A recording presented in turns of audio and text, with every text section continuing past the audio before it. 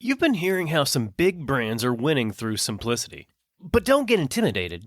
You can do this too, no matter the size of your team or your budget.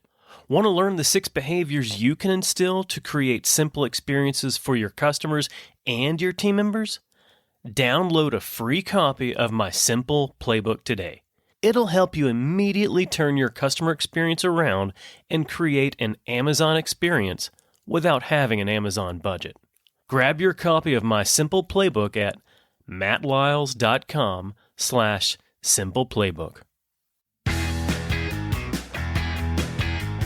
Welcome to the Simple Brand Podcast, the show dedicated to helping you create simple experiences for your customers and for your team members. Each week, we're bringing you amazing interviews with business leaders and authors who will teach you how to differentiate your business with the one thing your customers need the most: simplicity. Your customers live in a complex world. Let's make it simple. Now, here's your host, Matt Lyles.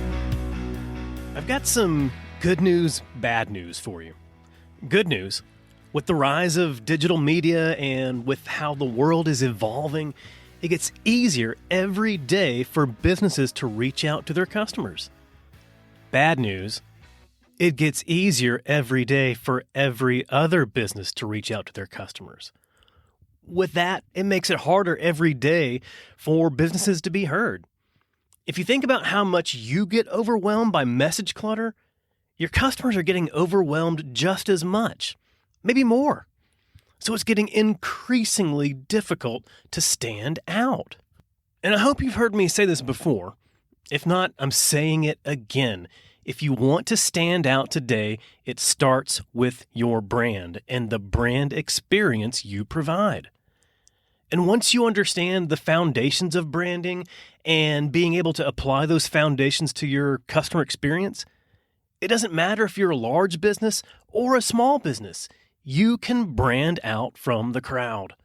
And that's why I'm thrilled to have Nick Westergaard on the show this week.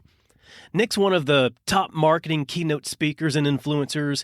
He's the host of the On Brand podcast, and he's the author of Brand Now. Nick and I discussed lessons from his book, and we discussed how any business, large or small, can create a brand experience that's simple and transparent and can stand out at every customer interaction. So here it is, my interview with Nick Westergaard. Hey, Nick, how are you doing today? I am great, Matt. Thanks for having me. Oh, thanks for being here. I am a fan of the book that you wrote, Brand Now. And what's interesting to me is that when we think about branding, there's a number of things that just seem timeless to me in regards to branding. And the title of your book, Brand Now, I'm curious, when you gave that name, did you think about, well, how is brand now going to change? So if somebody reads this book 5 years from now, 10 years from now, will it still be brand now or brand then? Oh, that's a good question. I didn't even think of brand now versus brand then. It sort of seems like stories about titles either go one of two ways, and it's either I knew exactly what this was going to be. I had all of the pieces put together, and then, like the cherry on top of the sundae, I came to this title that, of course, given all of the steps that preceded it, this is exactly what it had to be called. And then there's the other kind that is, oh, hey, that kind of sounds like a cool thing. I have no clue what that would be, but that sounds like a cool name for something. Let's work in the other direction and come up with everything that goes behind it. So again, it seems like one comes at the end of a very elaborate, specific journey, and the other one comes at the beginning of it. Brand Now was one that came at the beginning of it.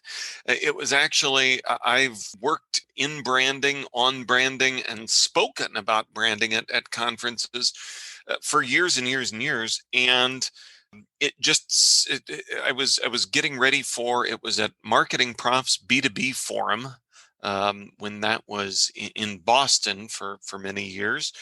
And one year I had a branding talk, called it Brand Now, and I, you come up with these session titles and I've dashed them off and send them away. And as I sent that one away, I thought, oh, that seems like it could be a thing.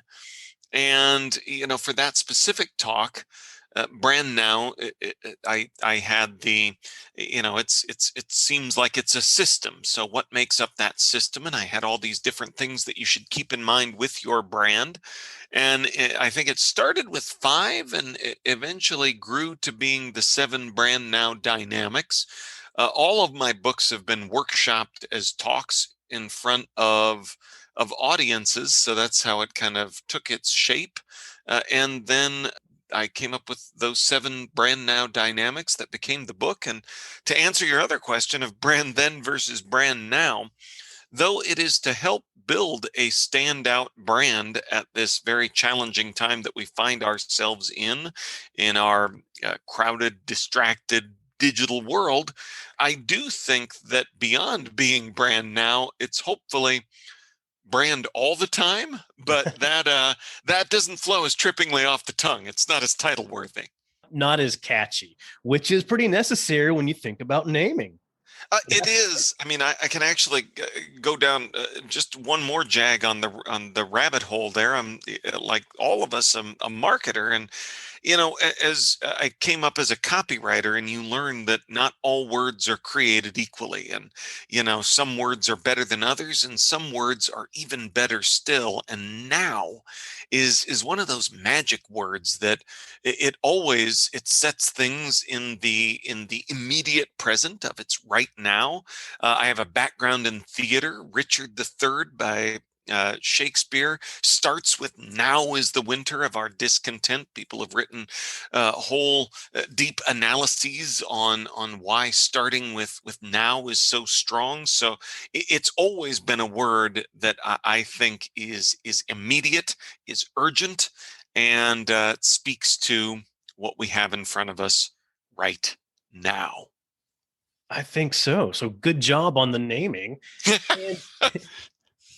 And when you think about branding and you strip out those tactics, those shiny objects that people like to tout, every, year or so, like here's the new way, here's the new things about branding, strip all that out and you're left with those brand foundations. And I think those foundations are timeless and can always be used right now, whenever now is. I agree. I mean, I think that even though it's funny because publishers want you to have a book about the very real right now and all of the digital challenges and things that make, 2018 through 2021, when,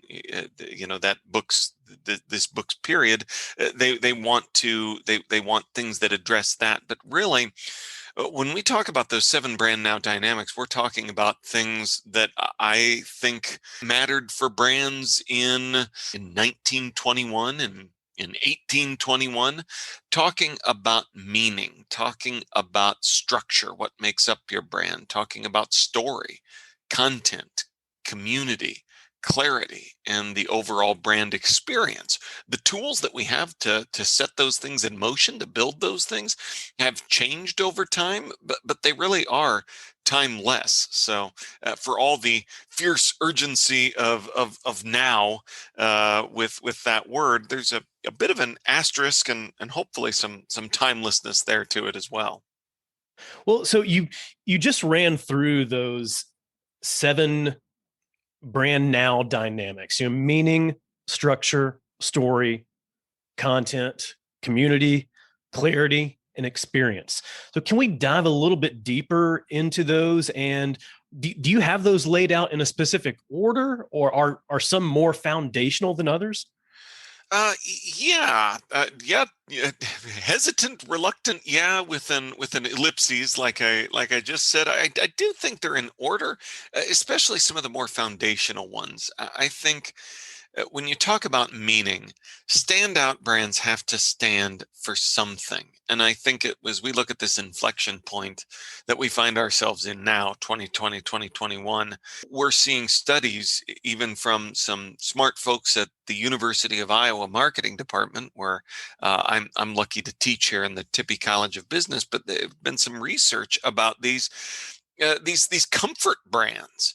And we see, my wife was just talking about kind of comfort TV, that, as much as people are looking to new great TV shows, that, she was referencing specifically that she's turning back to some of her favorite comfort TV shows, which I think of as like comfort food, but like Gilmore Girls and other things. And I think that we're seeing a connection with the brands that we've always had deep, meaningful relationships with.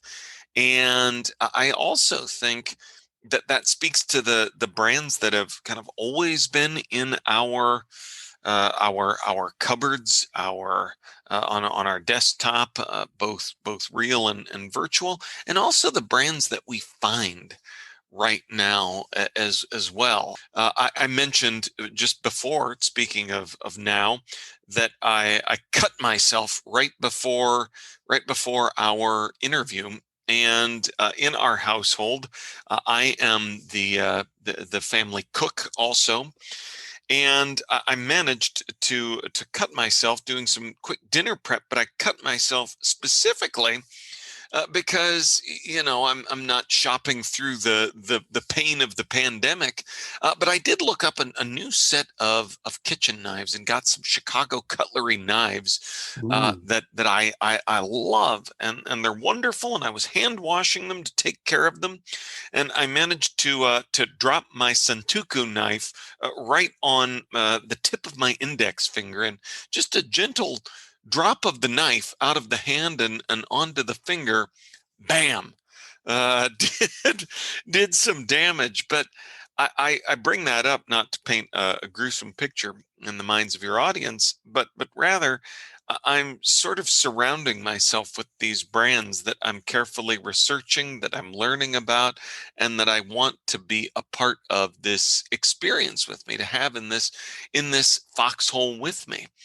And then we've also got some of our favorite brands that we're surrounding ourselves with now. I'm doing a binge watch of Star Trek, Deep Space Nine, and Voyager, some of those deep cut Star Trek series that I don't think I'd watched since the 90s, but have been a great throwback. And it does get back to what these brands mean to you as well. So I do think some of those are foundational.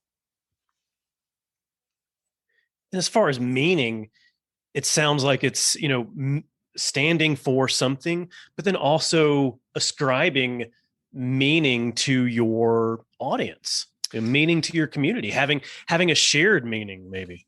Yeah, that you know where you fall in the head and heart of your audience. And I think a lot of times it's easy to get hyper focused and think, we're an insurance company.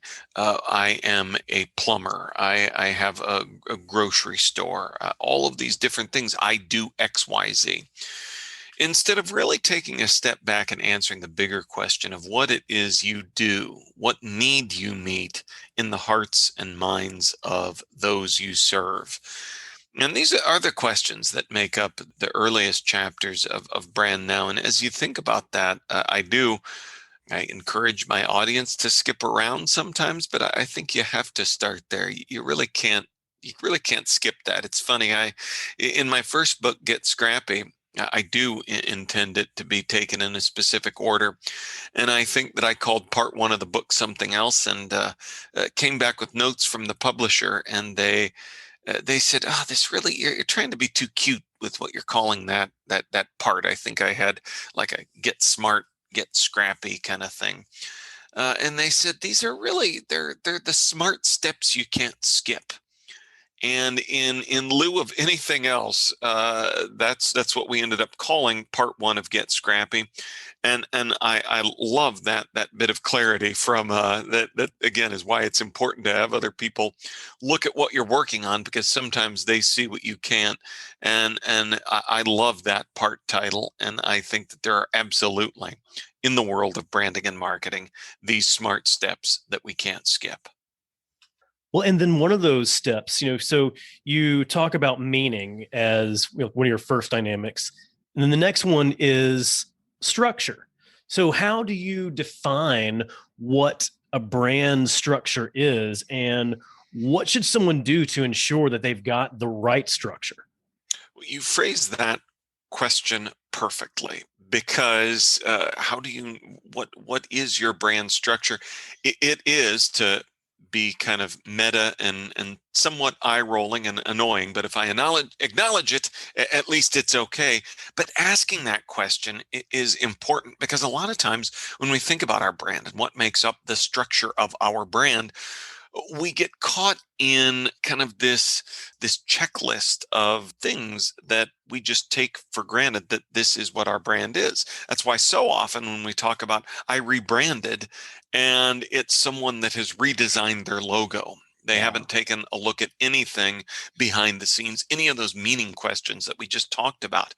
And while those visual touch points are absolutely important, and they should be coherent, there is so much more to it than that. There are touch points that have an outsized importance for your brand versus other brands as well. So it's important to answer those questions of what you mean to the head and heart of those that you serve, but then look at that and see which touch points stand out, which touch points mean the most for your audience, so that you can amplify those ones accordingly.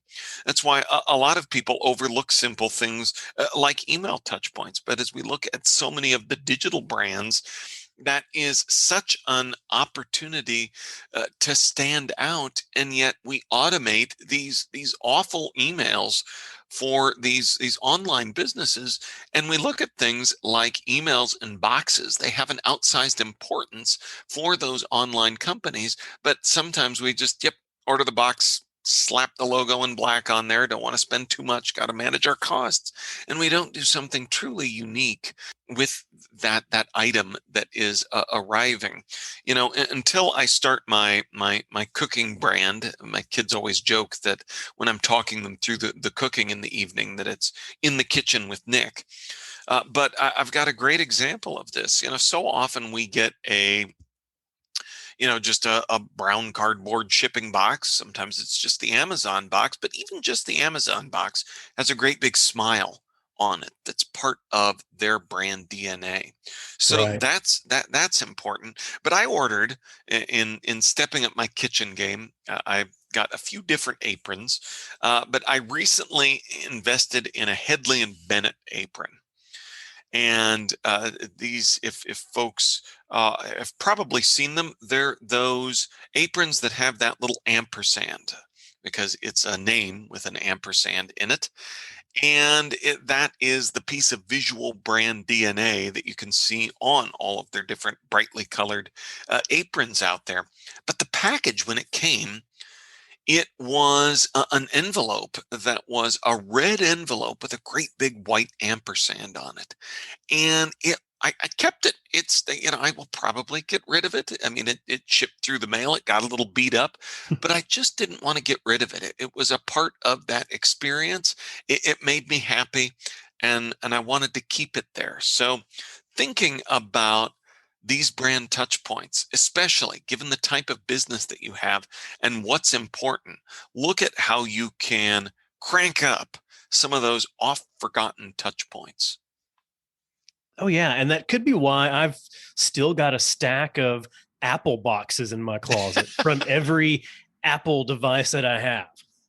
I saw someone just posting about that, those that get it. And yeah, I mean, I remember, I feel like it's learned behavior. My first job where I really became a Mac addict, I was friends with the IT guy, and he like had this tower built up out of like the old, those first iMac boxes all stacked up. And that's what you do. And now it's created a group of high-tech hoarders.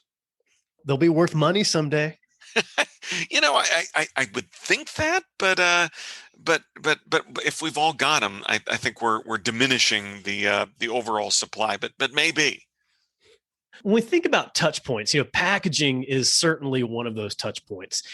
But how can somebody go through and understand what are the touch points that they need to invest in? What are the touch points that are important to their customer? Well, again, I'm going to underline all of the questions as you ask them, because it was right in there. What is important? Those experiences we just walked through aren't just, oh, Nick gets cool branded things, and kept them. You go back through and you look at, I mean, there's a few different steps. We talked about meaning. What need are you meeting? So if it's something that relates to that, and if you can connect to a touch point there. Another great example, I talked about all these automated emails. Your order is shipped. We don't even think about the copy. Even just writing better copy is something. You don't need a designer to write something that sounds more human right now, today, than your order has just shipped. Here is the link, and here's the address, and here's an email address that we hope you never send anything to if anything goes wrong. Please don't email us. Yeah, exactly. So just taking a step and writing something better. But here's an even better example still. Allbirds, which are some of my favorite shoes, which I love, because they offer great comfort, and they actually look like enough of a thing that you can wear them out on stage. I speak at events, and if the traveler in me loves that, if there's a shoe that I can both fly in and wear on stage, extra points. But they're made of wool, and they send these wonderful little emails, that same theoretically boring order confirmation email, but it doesn't look boring because it's got a little animated GIF of a sheep bouncing along, and it says comfort is on the way. So there's a fun way to do that. So we can walk through everything that I just talked about in terms of what need are you really meeting? Allbirds, yes, shoe company. But what need are you really meeting? I actually just mentioned that too. It's comfort. And they literally put that into an email that said that you are getting closer to comfort, that it's on the way. They connected it with something unique about their brand, that is the wool that their shoes are made of, and wool comes from sheep. And they have it bouncing along. It looks fun. I'm sure if you Google Allbirds sheep email, you're going to find a picture of this. But even if you did a more simple version of that and wrote like a human being, you'd be on your way to something better. Oh, yeah. And Andrew Davis, he talks about each touch point creating anticipation for that next touch point in the experience. And to me, that email does that right there. I mean, as soon as I see, comfort is on its way, and then showing a sheep, like I can almost feel the shoes on my feet right now. It's like, oh, I can't wait to get these shoes on. I feel like the sheep is like bringing them to me also. It feels, it's active. It's a little animated GIF. It's great. And to build on what Drew said there's another quote that I have in the book when I talk about what I have as the seventh and final dynamic, because all these little pieces add up to your brand experience. And when I was talking with Stacy Grissom of BarkBox, she said on the point of brand touch points, she talks about branding is 1,000 tiny punches that add up, and every one of those things working together. I mean, that's why I've got my Headley and Bennett apron, and I love it. And I've got this discarded kind of box out in the garage, but it's a part of that experience. It's one of those tiny punches, which is why, like the Apple boxes, I'm hesitant to get rid of them. They mean something. That's right. Yeah. And have you deleted your email that said comfort is on its way? Well, first of all, I'm a weird marketer that gives presentation Yeah. and teaches and talks. So I am not a great party to ask on, do you get rid of your email? Because I keep it all, especially things that I know that I might want to point to that and put that in there. Yes, I have, but I am not a great control group for your study. Gotcha.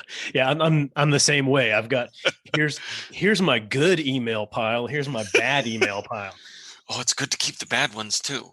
That's Absolutely. great. Yeah. You learn from others' mistakes. But when you're talking about experience and how it all comes together, that's exactly what I teach people when they think that a brand is a logo or a brand is a tagline. And no, a brand is the sum total of all experiences that somebody has with your organization. It's the sum total of all those different touch points. Absolutely. And I feel like that's also it leads to a frequent complaint, it seems, about branding, especially when people ask folks like us, is okay, so what is it? And I feel like we sound a little bit like I feel like a huge we were talking about Funko Pops earlier. I'm a huge Jim Yeah. Henson fan, and I've got a Jim Oh, Henson Funko looking down on me, along with a stuffed Kermit. But this is a long way to get at this, but I love Fraggle Rock, and I feel like there was kind of a yes. non sequitur, like Prophet Fraggle. I think his name was Cantus, and he was always saying obtuse things like "it is everything and it is nothing," and I feel a little bit like as branding people, we sometimes come off a little bit like that, but it is true. And then it's like, okay, so how do I get it done? Because I feel like where the frustration with that answer comes from is from people, many of them wearing many hats at maybe small scrappy organizations, and they're just hoping that, okay, we've got a branding problem. Please let it be something that I can just check off a list. And it's not, because of the annoying Fraggle prophet Yeah. of it being everything and nothing. And it makes it hard to get our arms around it. It's I sometimes say branding squishy, but you have to start at some of those things. You have to make sure you're anchored with meaning, and then look at where you can amplify. And even if you say it is everything, then it's like, okay, so where do I even start? That's this is gonna and that's why you end up sometimes with the rebranding project that's like a car up on blocks out in the yard for months and months. But if you take that sentence that you just said a few moments ago of what's most important to your customer and say, make a list of all the touch points that exist today, because that's a place to start. You may come up with some things that you need to add after that.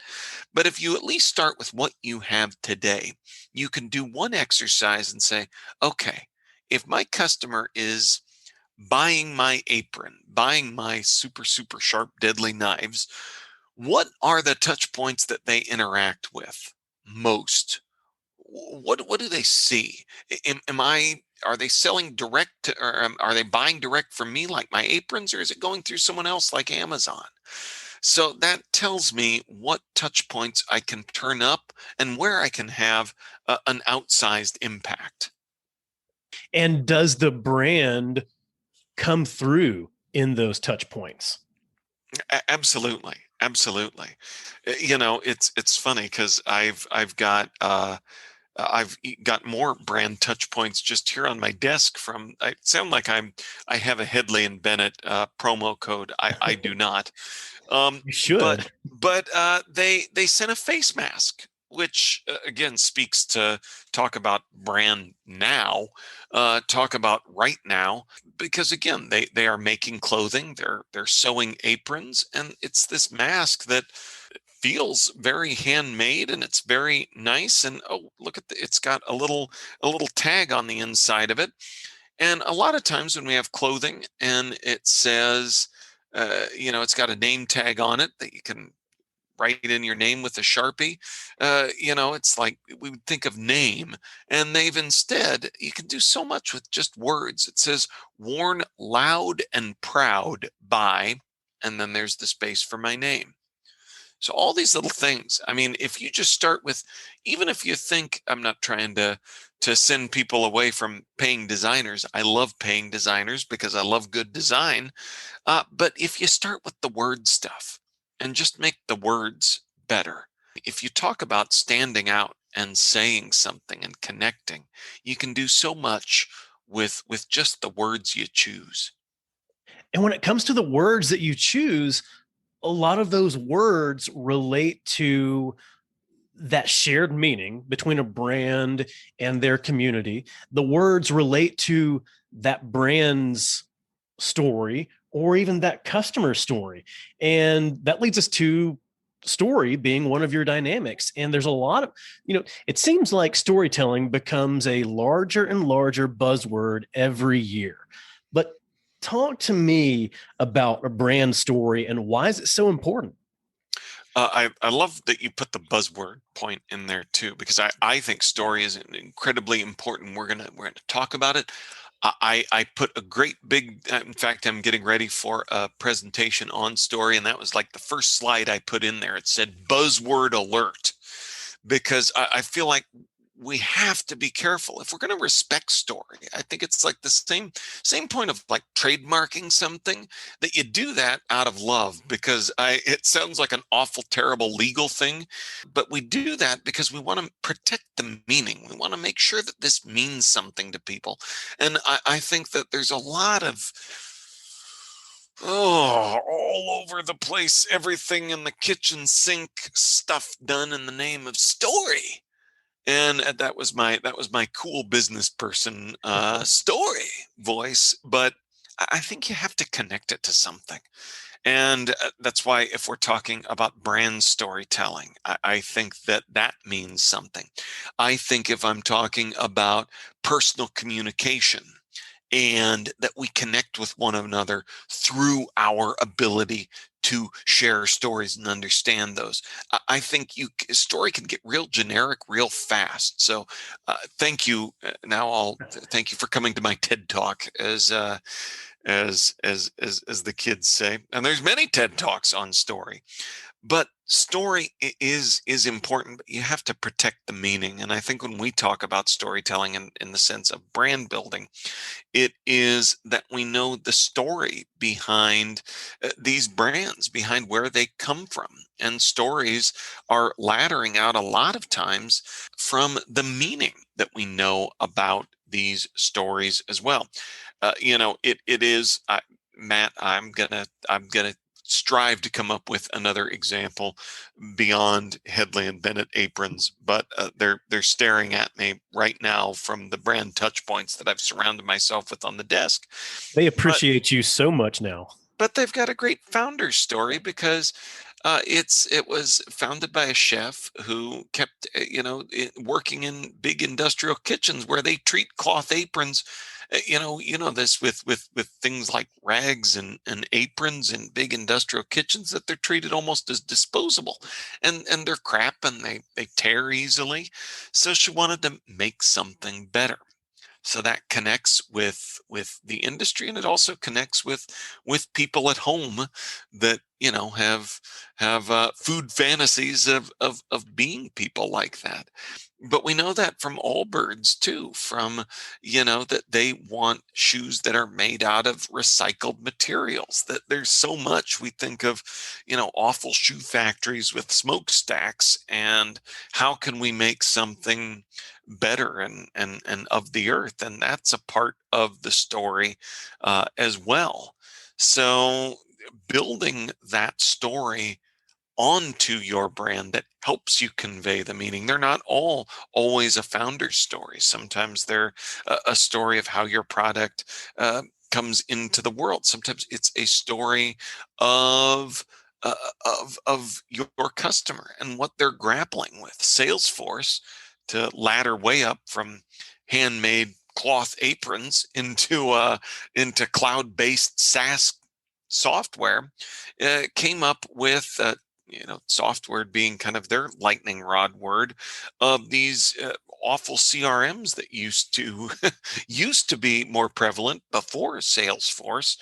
And that's why they had all of those signs out there, all those buttons out there that said no software with the red slash through it, because it was all about, this shouldn't be about something that have to download on your computer, that it is cloud-based computing software that's going to help you connect with your customers, that's going to get you closer to your customer data. I am continually amazed by the heart that company is able to communicate. And, a lot of times we think about, well, what are some of the, oh, I'm just an XYZ. And a lot of times we think about the reputation of people in sales. And essentially, Salesforce is software, but it's software for salespeople. But they have superseded that in such a big, powerful way, and are such a company with so much heart, from Mark Benioff all the way through all of their different brand touch points. And I think that is one that is rooted in story as well. And they recognize that, salespeople are, actual people, Yeah. people who have challenges and struggles, and people who have even internal pain, internal emotions based on the challenges that they're facing. And I think that that's what helps them to be able to communicate to their audience, is recognizing the humanity, recognizing the people that are actually using their product. It's interesting. Talk about a brand that has really, I think it's a great name, but has almost, their brand has almost gotten bigger than the name of Salesforce. And in terms of what they do, yeah, all of, because what they are all about, they're selling software that helps people organize and manage their customer data. But that's not how they say it. To them, it's all about that close personal relationship that brands, that businesses should have with their customer data. And we're sitting here talking about branding and marketing, and that's something that I very much care about and recognize the need for also. And one of the things that we talk about as it relates to communicating with customers, like Salesforce, there needs to be clarity in that communication, clarity in that experience. And that's one of your dynamics as well. How can clarity help an organization build their brand? Well, this reminds me of when I was talking with David Sreri of Siegel and Gale on my podcast. And he noted that today, if you lie, you die. And that's especially true as a brand, because so often, we look at, that's probably one of the biggest changes, speaking of the timeline of brand now and brands hundreds of years ago. In the old days, it was easier for businesses to lie. Look at the tobacco industry. More doctors smoke Camels. It's great for your T-zone and all of these things. And they could just kind of advertise over the science. And today, a quick trip to the internet, you can't do that. So you have to, there can't be any daylight between what you say as a brand and what you do. So that's table stakes. But I think moving beyond that and looking for how you can further build on that clarity. We've talked a lot about clothing, and I think when you look at clarity, you have to acknowledge Patagonia. And we all think of them as this great socially responsible brand, and they get a lot of headlines for a lot of the important stuff that they do. And I don't want to minimize that. But I think we can't get past how remarkable it is for a clothing company, for a company whose like bread and butter product is a jacket. And Yeah. they have articles out there that say, don't buy a new jacket. That is the opposite of what anyone in that business would say and do. And they want you to buy one jacket of theirs, and they want you to take care of that. And they've created content around taking care of your clothes, their worn wear blog with all of these great stories. I mean, Patagonia is a great example. It was hard not to include them in every single chapter, but I definitely talked about them with clarity. But they connect the dots between a lot of those different chapters, those different dynamics in terms of story, of content, of community. If you're creating user-generated content, back to that, and all of it is part of this clarity of that there's no daylight between what they say and what they do. So that just brings it home to your people are going to see what you're saying and see what you do, and they can call you out pretty darn quickly. They absolutely can. And first of all, it comes back to making sure that you've organized your people too. And that's the Salesforce rubbing off on me, not just talking about your customers. And Salesforce themselves is a great example of a very porous relationship with the market, because they have customers who, yes, are buying licenses and seats and all that great software stuff, and they are, yes, users, but they're their people, and they have groups, and they have events, and you look at, in normal times and non-COVID times, if you've ever been to Dreamforce, it has the excitement around it of a South by Southwest, a Sundance. And I don't want to diminish it, because I love Salesforce. It is a software users conference, but they have managed to elevate it beyond something, beyond to so many levels. And it's because they know their people. And they know that one of the best things that they can do for their people is treat their people differently, and all the different layers of those people. They have advocates, both internally, externally. They have their customer base. They have all of these different, I talk in the book about concentric circles of community, that a lot of times we say, okay, we have our internal employees and we have our customers externally, who are our customers today. And then we have people that maybe could be leads and prospects and all these things that we can move, these stages that we can move them through.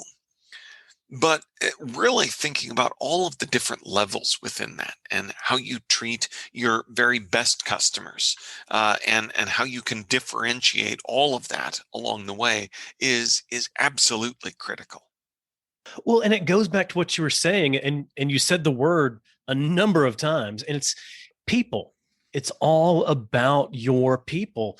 And when you focus on your people, you start to recognize those different concentric circles of communities of your people.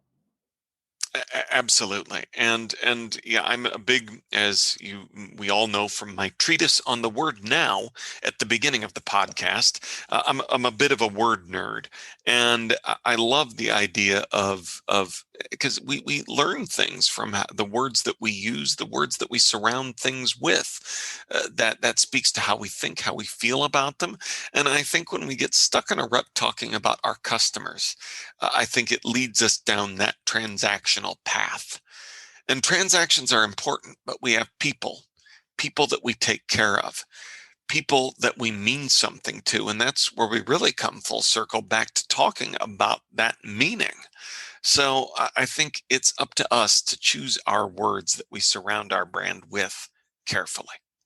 Like you said, it's not users, it's not customers, it's not account holders, it's people. Absolutely. Yeah. Ick on all those things. We could just call it something else. When you look at this approach to branding, do you think this approach is different whether you're leading a global business or a small business or even just a personal brand? I think that it's absolutely something that there are common frameworks too, and like all frameworks, they scale with size, with complexity.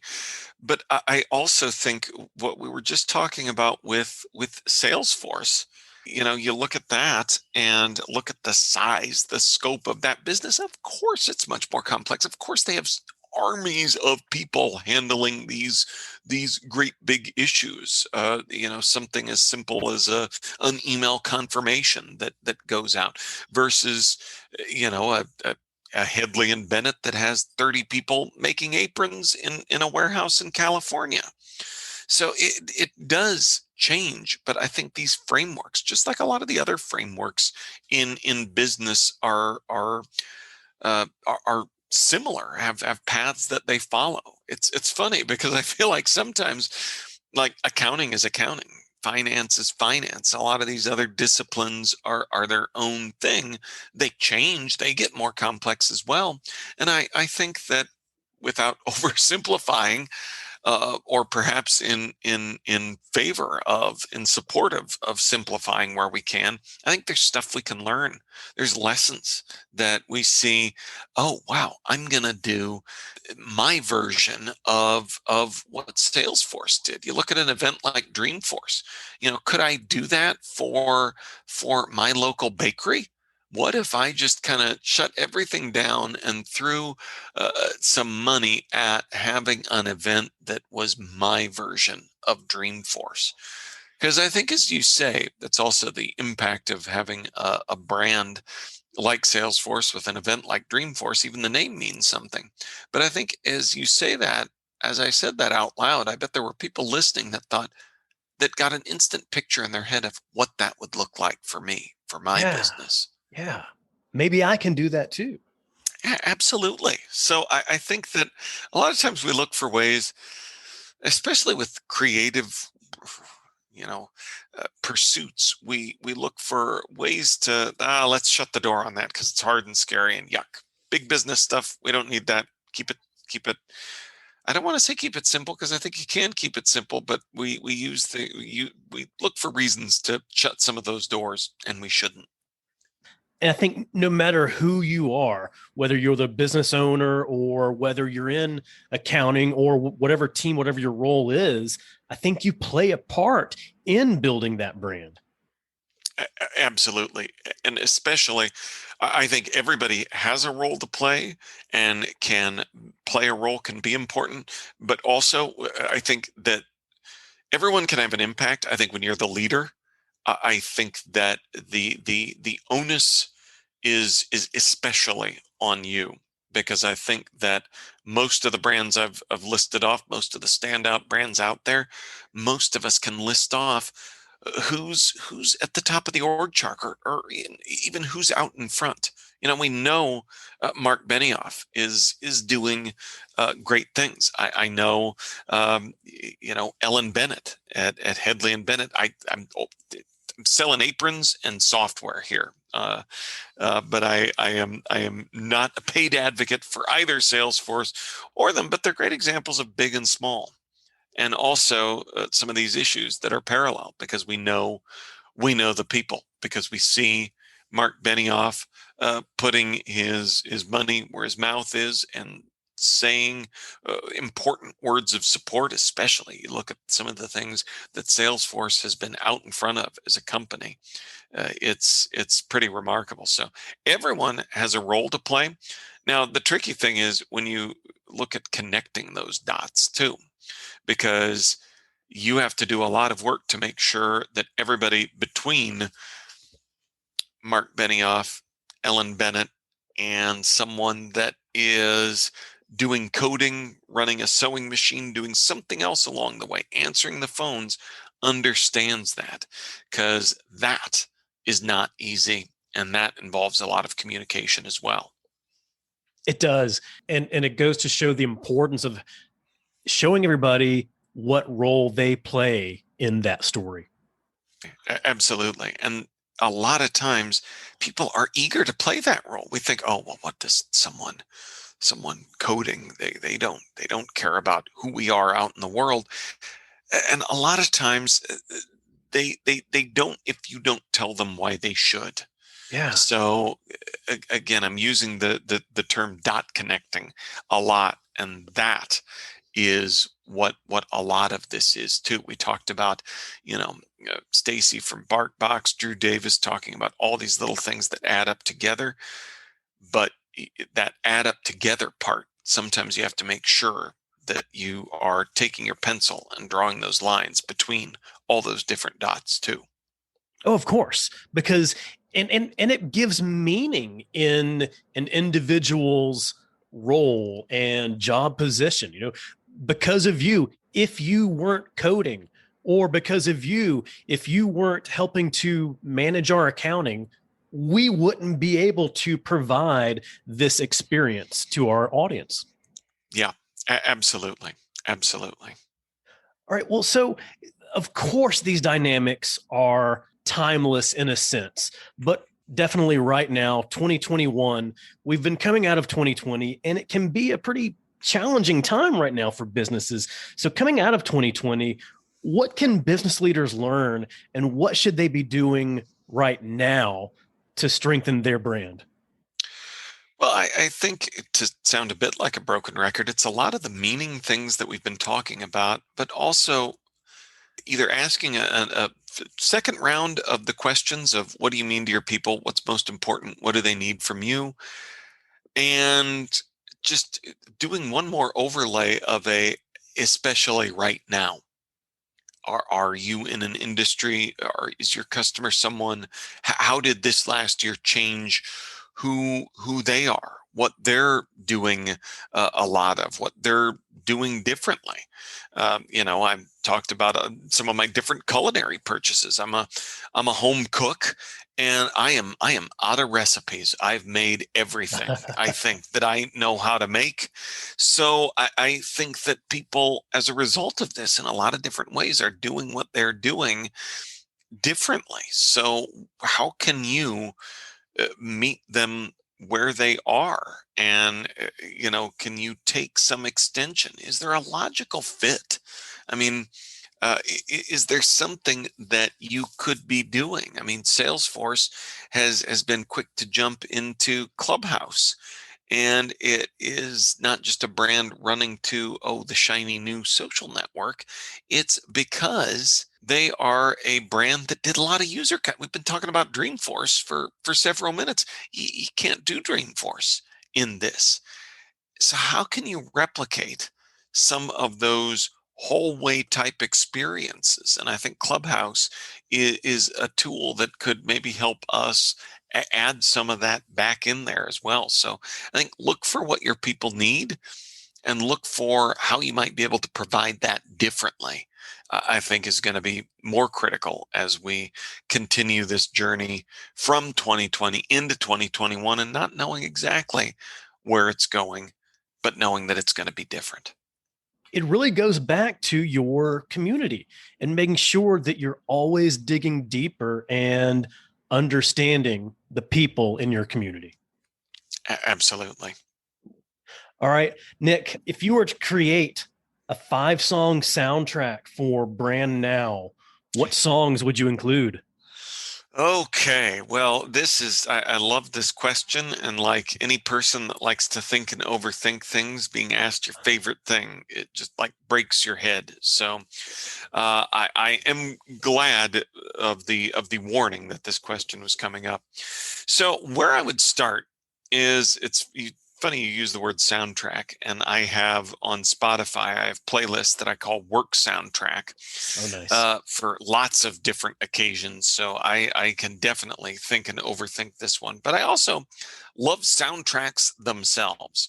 And I listen to a lot of movie soundtracks. And one that I actually listened, when you talk about connecting it to the book, of the soundtrack to the movie Pollock. There's this track on there called "Breaking the Rules" that it kind of plays when he is doing the painting and unlocking the drip painting technique. And I listened to that when I wrote the book, which was in the early morning hours, like he's doing in the movie. So it was kind of a go-to track. My first book was Get Scrappy, so I connect with anything that is about scrappiness. Including my shot from Hamilton, Young, I was Scrappy, curious and about Hungry. that. Yeah. And boy, with as much as we talked about dot connecting, here's a deep cut for you. Is that the musical Sunday in the Park with George has a song called "Putting It All Together" that is about connecting a lot of those little tiny dots in the George Seurat pointillism painting. I guess Oh, there's a lot yeah. of songs about painting in here as well. That I love, that I would plug in there as well. The fourth one I would say would be Back in Black, because occasionally as a speaker I'm asked, what song do you want to walk on to? And I teach at the University of Iowa. The Hawkeyes walk-on music is Back in Black, so it always makes me think of home. And then finally, I'm going to take a cop-out. And after all of these work songs, I'm ready for the day to end. And when the day is over, it's time for me to go to Spotify, hit shuffle on the Yacht Rock playlist. So Ooh. whether it's, Baker Street, Jerry Rafferty, or Sailing Away, or anything in there, I'm ready for Yacht Rock. There you go. A little Looking Glass in there, Brandy. Yeah, awesome. Yeah, I was going to say some of these things I feel like always come up on the Yacht Rock playlist. Interesting that there was a painting theme in there, and I love that you talk about pointillism too. And it just hit me when you're thinking about the experience you provide. Pointillism is a really good analogy, because if you look at it from different perspectives, different depths, different distances, you're going to see something completely different. So it's good to have that different perspective to know what you're looking at. Well, plus, look at the lyrics of that song. It's all about bit by bit putting it together, and very much in line with what we've been talking about here. Well, Nick, this has been great, but where can people go to learn more about you? People can learn everything they would want to know about Nick Westergaard at nickwestergaard.com. That is, if they can spell it. And that's Westergaard with 2 A's. So you can find my writing, my podcast, and more there. More. Everything they want to know, even your Jim Henson Funko Pop collection. This is a section of the website that's not been built out, but I think it needs to be there. It should be. Awesome. Well, Nick, thank you so much. This has been great. Thank you, Matt. I hope you enjoyed my discussion with Nick Westergaard. So go ahead and check out his book, Brand Now, and check out his podcast, On Brand with Nick Westergaard. Whether you lead a large business, a small business, or somewhere in between, you'll find lots of helpful lessons from Nick's book and his podcast. And, you're already in a podcast player, so it should be pretty easy for you to check out his podcast right now. And speaking of podcasts, if you're enjoying the Simple Brand podcast, go ahead and hit that subscribe button. It's going to make it a lot simpler for you to get future episodes like the next one featuring Gigi Butler. Gigi's the founder of the largest cupcake franchise in the world, Gigi's Cupcakes.